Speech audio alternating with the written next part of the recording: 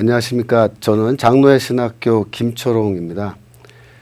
저는 학교에서 신약 성경, 그 중에서도 바울 신학을 가르치고 있습니다. 이 유튜브 방송은 말씀의 강이라고 하는 성경 연구 강좌인데요. 제가 오늘 첫 방송을 시작하게 된 그 취지는 그동안 한국교회 안에서 성경적인 말씀, 성경적인 복음이 점점 약해져 가는 게 아닌가 하는 그런 우려를 제가 하게 되어서 사실 2년 반 전부터 목회자들을 모시고 성경 공부를 매주 월요일마다 3시간씩 그렇게 했습니다. 그걸 하는 과정에서 이것을 오프라인에서 이렇게 할 게 아니라 온라인으로 전환하는 게 더 좋지 않겠나 그렇게 판단되어서 이제 그 온라인 강좌를 시작하려고 합니다. 바이블 에듀 센터라고 하는 이런 단체를 그 목사님들과 함께 설립하고 그 단체에서 이 방송을 제작하고 있습니다.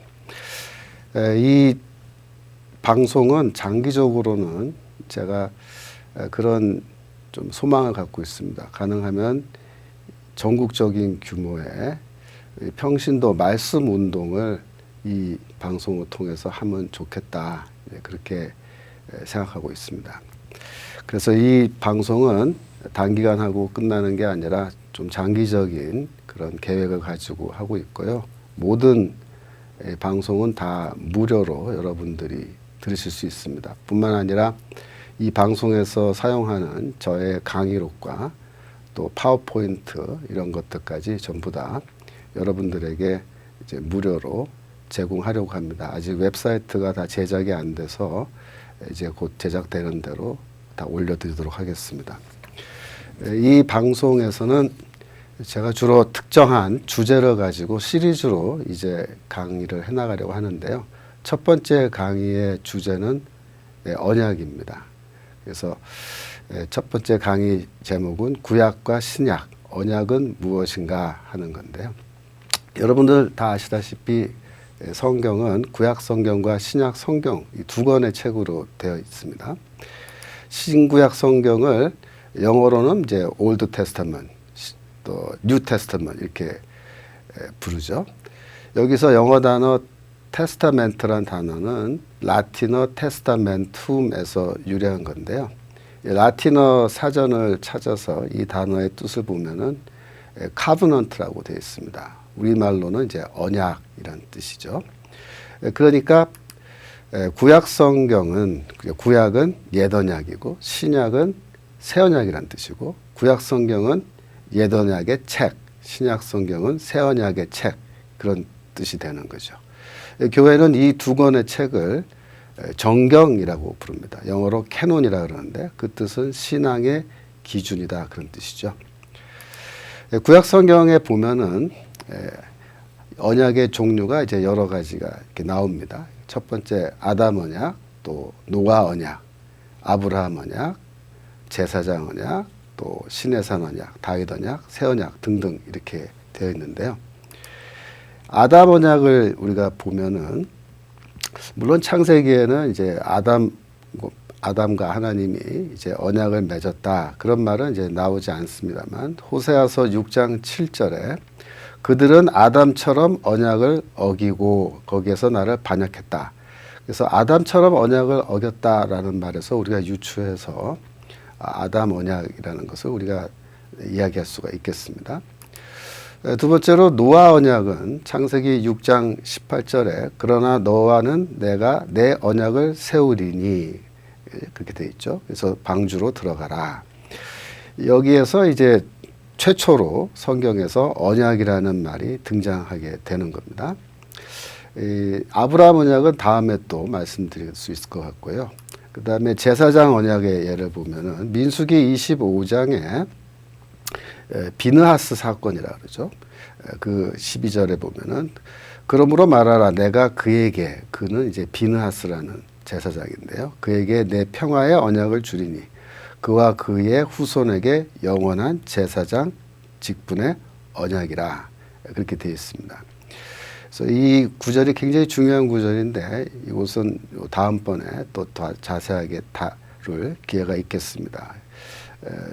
이 제사장 언약이라고 하는 것은 후에 다윗 언약과 이제 합쳐지게 돼요. 그거는 제가 다음에 구약 성경의 메시아 텍스트를 다 분석하는 시리즈를 할 텐데 그때 더 자세하게 말씀드리려고 합니다.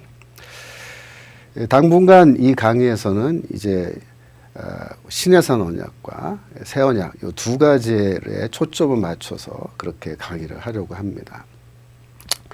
언약의 개념인데요.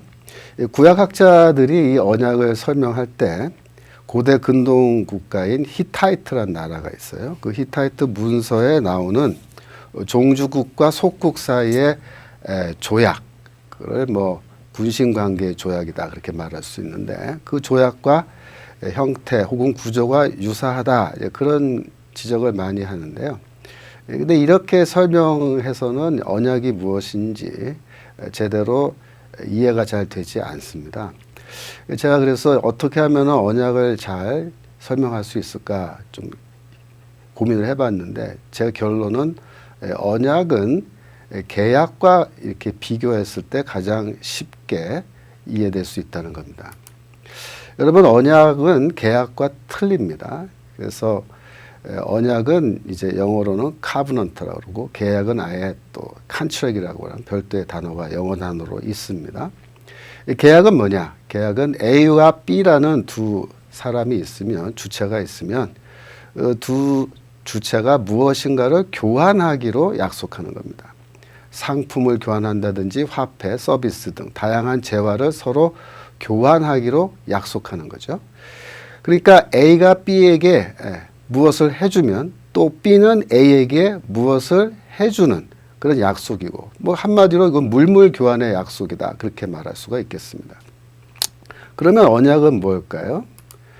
언약은 어떤 걸 교환하는 약속이 아니라 A는 B에게 어떤 존재가 되고 또 B는 A에게 어떤 존재가 되어주기로 약속하는 게 바로 언약입니다. 그래서 물물교환이 아니다. 그렇게 말할 수 있습니다. 이 언약의 특징은 언약을 맺으면 A와 B는 제3자에 대해서 배타적인 관계로 들어간다는 그런 점입니다. 그건 좀 이따 또 제가 자세히 설명드릴 수 있습니다. 우리가 이런 언약의 개념을 그대로 하나님과 하나님의 백성 관계에 대입할 수가 있습니다. 시내산 언약은 뭐냐? 시내산 언약은 하나님과 인간 혹은 하나님의 백성 사이에 무언가를 주고받기로 약속하는 그런 계약이 아니라는 겁니다. 예를 들어서 이스라엘은 하나님께 뭐 예배를 드리고 찬양을 바치고 기도를 바치고 제물을 바치고 11조 등등을 바치면 하나님은 이스라엘에게 축복을 주시고 땅을 주시고 안전 보장을 주시기로 약속한 그런 계약이 아니다 이런 말입니다. 시내산 언약의 그 본질은 뭘까요? 서로가 서로에게 어떤 존재가 되어주는 겁니다. 즉 이스라엘은 하나님의 백성이 되고 하나님은 이스라엘에게 하나님이 되어주시는 그래서 이스라엘의 하나님이 되어주시는 서로를 향해서 어떤 존재가 되어주기로 그렇게 약속한 겁니다. 구약성에 보시면 언약문이라는 게 있어요. 언약문은 크게 세 가지가 있는데요. 첫 번째, 나는 너희의 하나님이 될 것이다 라는 게 있고 두 번째로 너희는 나의 백성이 될 것이다. 이게 다 언약문입니다. 또 세 번째로 복합형이라 그러는데 1번과 2번이 합쳐진 거죠. 나는 너희의 하나님이 되고 너희는 나의 백성이 될 것이다. 이게 세 가지의 언약문이 있습니다. 한번 그 예를 볼까요? 나는 너희의 하나님이 될 것이다. 이거는 창세기 17장에 나오는데요. 7절에 보시면 내가 내 언약을 나와 너 및 너 대대 후손 사이에 세워서 그죠? 영원한 언약을 삼고 너와 너의 후손의 하나님이 되리라. 그죠? 또 8절에 보시면 초록색 글씨로 나는 그들의 하나님이 되리라. 이렇게 되어 있잖아요. 첫 번째 언약문의 예입니다. 나는 너의 하나님이 될 것이다. 두 번째로 너희는 나의 백성이 된다라는 그 예로 출애굽기 19장 5절에 보시면 세계가 다 내게 속하였느니 너희가 내 말을 잘 듣고 내 언약을 지키면, 그죠? 너희는 모든 민족 중에서 내 소유가 되겠고, 내 소유가 된다는 말이 무슨 말이에요? 너희가 나의 백성이 되겠고, 그런 말입니다. 6절에 보시면 너희가 내게 대하여 제사장 나라가 되며 거룩한 백성이 되리라 그랬는데, 너희가 나의 백성이 되면 어떻게 되느냐? 너희가 제사장 나라가 되고 거룩한 나라가 된다. 그렇게 설명하시는 겁니다. 세 번째 복합형이죠. 출애굽기 6장 5절에서 8절인데요. 모세를 부르시는 장면에서 이제 언약을 예고하시는 거죠. 5절에 보시면은 내가 이스라엘 자손의 신음소리를 들었다. 그래서 나의 언약을 기억한다. 그 나의 언약은 아브라함과 맺은 언약을 가리키는 거죠. 7절에 보시면 너희를 내 백성으로 삼고 나는 너희의 하나님이 되리니 그랬죠. 이 언약문입니다. 복합형 언약문이 여기 나오죠. 8절 잠깐 보시면은 내가 아브라함과 이삭과 야곱에게 주기로 맹세한 땅으로 너희를 인도하고 그 땅을 너희에게 주어서, 그래서 이 언약을 맺을 때는요 하나님이 땅을 주신다고 하는 그 약속이 여기 이제 포함되어 있는데 그게 굉장히 중요한 거라서 제가 이거를 미리 한번 보여드렸습니다. 여러분들이 이제 언약을 더 좀 깊이 있게 이해하실 필요가 있는데, 언약을 더 쉽게 잘 이해하는 방법은 인간 사회의 결혼 제도를 한번 머릿속에 떠올리시면 됩니다. 여러분, 결혼은 무엇일까요? 결혼은 물물 교환의 약속이 아닙니다. 결혼은 나는 당신에게 남편이 되고 당신은 나에게 아내가 되는, 그죠? 바꿔 말하면 또 당신은 나에게 아내가 되고 나는 당신에게 남편이 되는 그런 약속인 것이죠. 어떤 분들은 결혼을 어떤 무언가를 교환하는 걸로 그렇게 생각을 하시고 있는 것 같아요. 근데 그렇게 결혼하시면 결혼 관계가 쉽게 깨어질 수 있습니다. 결혼을 언약으로 이해하고 결혼하면 결혼 생활에서 어떤 불행한 일이 발생해도 남편과 아내의 관계는 깨어지지 않아요. 제가 예를 들어서 좀 설명해 볼까요? 만약에 어떤 남녀가 결혼을 하는데 예를 들어서 나는 남편이 나가서 열심히 일해서 매달 월급을 아내에게 당신에게 갖다 주겠다 그렇게 얘기하고, 또 아내는 그러면 나는 그 월급을 받아서 나는 당신을 위해서 당신 옷 빨래 해주고 밥도 해주고 또 아이도 낳아서 길러주겠다. 예를 들어서 그렇게 해주기로 약속하고 결혼했다고 가정을 합시다. 어느 날 남편이 일터에 나가서 일을 하다가 사고가 나서 다쳐서 이제 다리를 다쳐서 걷지를 못하게 되었어요. 그래서 일을 못하니까 월급을 집에 가져다 줄 수가 없게 되었죠. 그러면 아내가 뭐라고 생각할까요? 이거는 계약 위반이다. 나한테 월급 매달 갖다 주기로 했는데 이거 안 갖다 주면은 계약 위반이고, 나도 그러면은 이 계약을 지킬 필요 없다. 내가 당신 빨래 할 수 줄 필요도 없고 밥도 이제 안 해준다. 그러면서 이제 나중에는 짐을 싸서 나가버리는 겁니다. 결혼 관계가 깨어지는 거죠. 이거는 결혼을 잘못된 이런 계약 관계로 생각했기 때문에 발생하는 겁니다. 결혼은 계약이 아니고 언약이죠.